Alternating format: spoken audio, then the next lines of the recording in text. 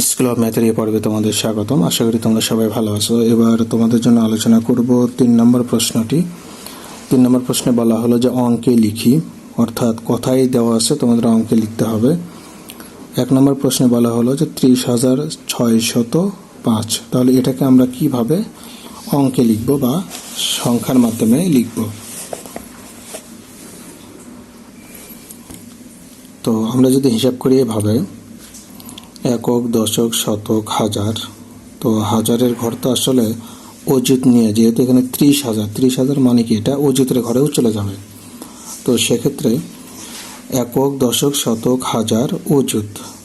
তো 30,000 মানে কি, তাহলে 3 লিখে আমরা শূন্য দিলাম। 30,605। তাহলে 30,000 একক, দশক, 6 শতক মানে 600, আর 5 মানে কি এককের ঘরে 5, এটা শূন্য দ্বারা পূরণ করো।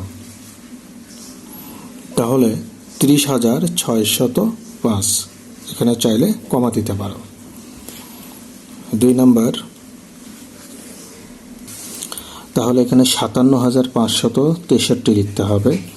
আমরা চাইলে একক, দশক, শতক, হাজার, অযুত, যেহেতু 57,000, তাহলে এখানে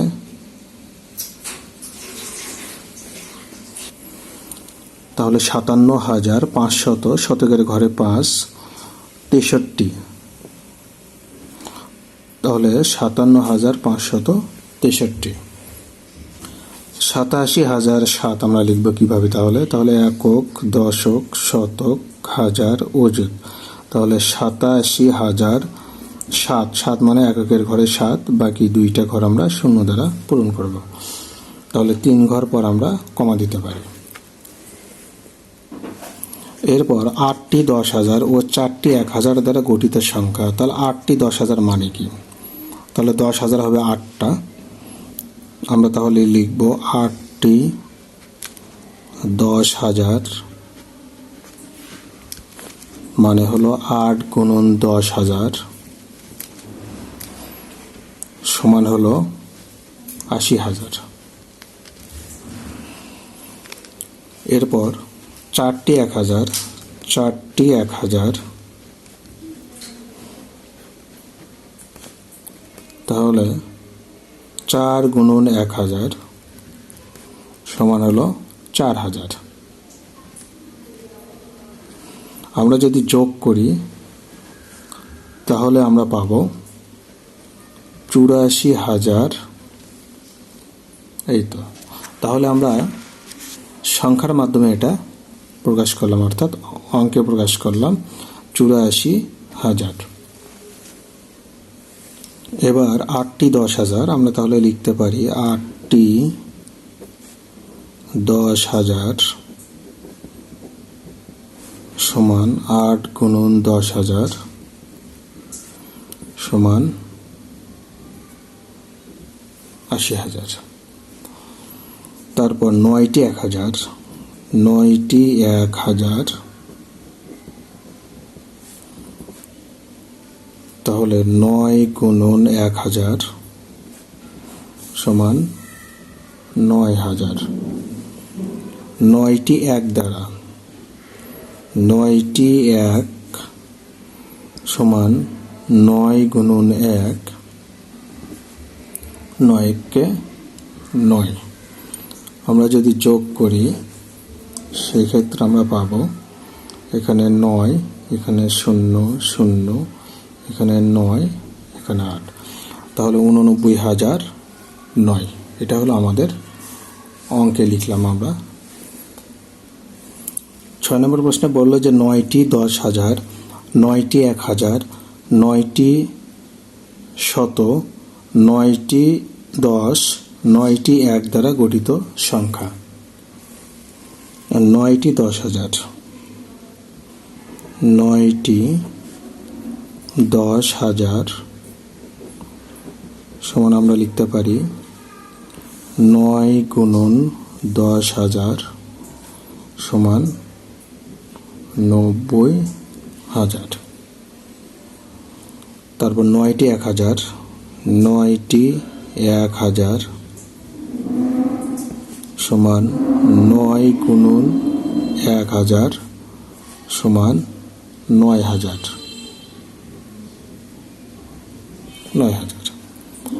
তারপর 9টি 10 না 9টি শত, 9টি শত মানে 100।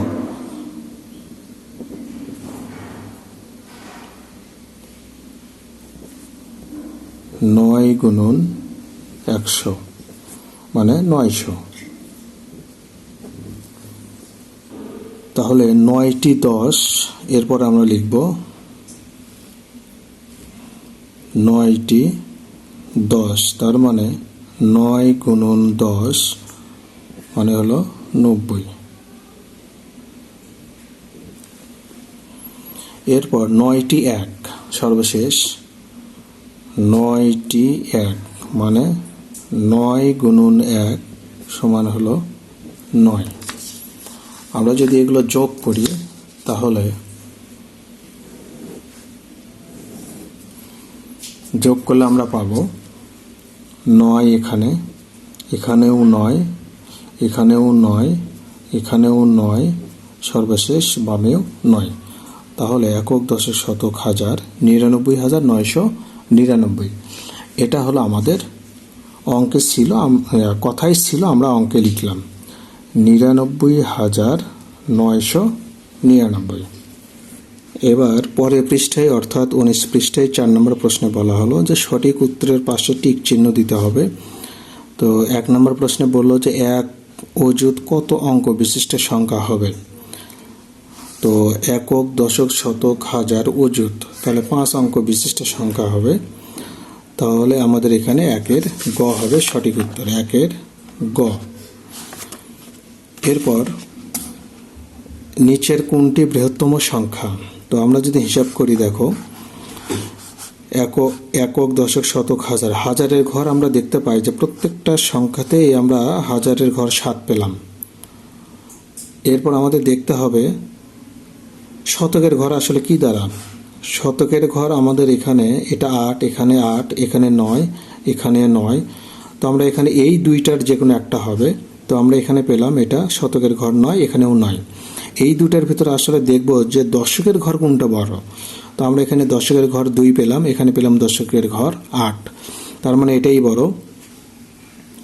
তো এককের ঘর আমাদের আর দেখতে হবে না, যেহেতু দশকের ঘর আমরা এখানে বড় পেলাম। তো সেক্ষেত্রে আমাদের গ নাম্বার সঠিক উত্তর। আমরা এখানে 2-এরও গ পেলাম। এবার 3 নম্বর প্রশ্নে যেটা বলল, এই যে বৃত্তগুলো আমরা দেখতে পাচ্ছি, একটা বৃত্ত কিন্তু এখানে গাঢ়। তো বলো যে নিচের চিত্রে বাম দিক থেকে গণনা করতে হবে। সেই ক্ষেত্রে কালো রং করা বৃত্তটির অবস্থান ক্রমবাচক সংখ্যায় কততম। তো আমরা যদি বাম দিক থেকে চিন্তা করি, দেখো 1, 2, 3, 4, 5, 6, 7, 8, 9, 10, 11, 12, 13, 14। 14 নম্বর বৃত্তটি হলো কালো কালি দ্বারা গাঢ় করা। সেক্ষেত্রে এর অবস্থান হলো চতুর্দশ, তার মানে 3-এর গ নাম্বার সঠিক উত্তর। এরপর 4 নম্বর বলল যে এই 4টা সংখ্যাকে বড় থেকে ছোট ক্রমে সাজাতে হবে। সেক্ষেত্রে নিচের কোনটাতে সাজানো আছে এটা আমরা খুঁজে বের করব। আমরা দেখতে পাই যে এখানে সংখ্যা হলো, আমরা নিজেরাই যদি একটু সাজাই তাহলে 2, 5, 9, 7, তারপর 2, 5, 2, 5, 7, 9, তারপর 2, 7, 5, 2, 7, 5, 7, 2, 7, 7, 5। তো আমরা এখানে একটু হিসাব করে নেব। দেখো এই যে হাজারের ঘর 2, 2, 2, 2, ঠিক আছে। আমরা শতকের ঘর দেখব। এখানে শতকের ঘর 7, এখানে 7, এখানে 5, এখানে 5, এই দুইটা তার মানে পরের অবস্থান। আমরা এই দুইটাতে দেখব কোনটা বড়। আমরা দেখতে পাই এই দুইটার ভিতর দশকের ঘর হলে এটা বড়, তার মানে এটাই হলো সবচেয়ে বড় সংখ্যা। আমরা 2775-কে আগে নিলাম। আমাদের প্রশ্নে বলল যে বড় থেকে ছোট, আমাদের এটা বড় পেলাম। এর পরের সংখ্যা অবশ্যই আমরা এখানে, যেহেতু আমাদের শতকের ঘর 7, এটা নেব।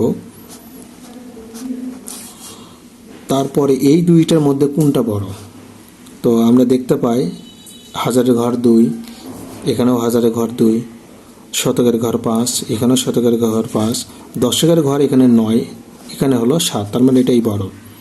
2, 5, 9, 7, তারপরে হলো 2, 5, 7, 9। তো আমরা তাহলে এইভাবে এটা সাজাতে পারি। তো আমরা এটা একটু মিল করব, আমরা মিল করি কোনটার সঙ্গে আমাদের মিল হয়। আমরা দেখতে পাই 2, 7, 5, 7, 2, 5, 9, 7, 2, 5, 7, 9। তার মানে আমাদের এই যে ক নাম্বার, দেখো এই ক নাম্বারটা আমাদের এটার সঙ্গে মিলে গেছে, তাহলে ক নাম্বারটা আমাদের সঠিক উত্তর। তাহলে 4-এর গ। এরপর 5 নম্বর প্রশ্ন বলল এই প্যাটার্নটির নিয়ম হলো, মানে সংখ্যার প্যাটার্ন, এটা একটা নিয়ম মেনে এখানে সংখ্যাগুলো সাজানো হলো। সেই নিয়মটা কি? আমরা দেখতে পাই 5-এর পরে 10, তারপরে 15, তারপরে 20, তারপরে 25, তারপরে 30, কত করে বাড়লো? প্রতি ক্ষেত্রে 5 করে বাড়লো, মানে বৃদ্ধি পেল। তাহলে 5-এর ক আমরা লিখব, 5-এর ক হলো আমাদের সঠিক উত্তর। এরপর 6 নম্বরে যাই আমরা। 6 নম্বরে কি বলল? 6 নম্বরে এই প্যাটার্নটির খালি ঘরের সংখ্যাগুলো কত হবে? আমরা যদি খেয়াল করি 7-এর পরে 11, কত বাড়লো? 4 বাড়লো। 8, 9, 10, 11, তাহলে 4 বাড়লো। তাহলে 4 যেহেতু বাড়লো, 11-এর সঙ্গে 4 যোগ করলে কত হবে? 15। তো আমরা এখানে অপশানে দেখতে পাই গ আর ঘতে হলো 15 দেওয়া আছে। এরপর আমরা দেখব এরপর এটা কত হয়। 15-এর সঙ্গে 4 যোগ করলে 19, 19-এর সঙ্গে 4 যোগ করলে কত হবে? 19, 20, 21, 22, 23, 23 হবে। আমরা দেখতে পাই গতে হলো আমাদের 23, তার মানে 11-এর পরে 15, 19-এর পরে হবে 23, 23-এর পরে 27, 4 করে বাড়বে।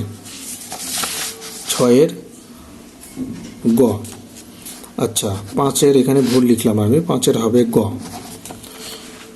তাহলে আমরা এখানে দেখতে পেলাম যে প্রত্যেকটা প্রশ্নের সঠিক উত্তর যেটা, সেটা হলো এখানে 1 থেকে 6 পর্যন্ত প্রত্যেকটা প্রশ্নের সঠিক উত্তর হলো গ। মজার একটা ব্যাপার।